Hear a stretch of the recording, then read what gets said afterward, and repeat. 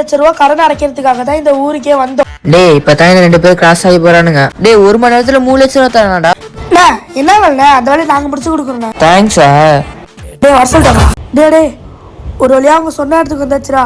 இதான் அந்த இடம். என்னடா யாருமே காணோம். அந்த 3 லட்ச ரூபா பார்ட்டி நீங்க தானடா?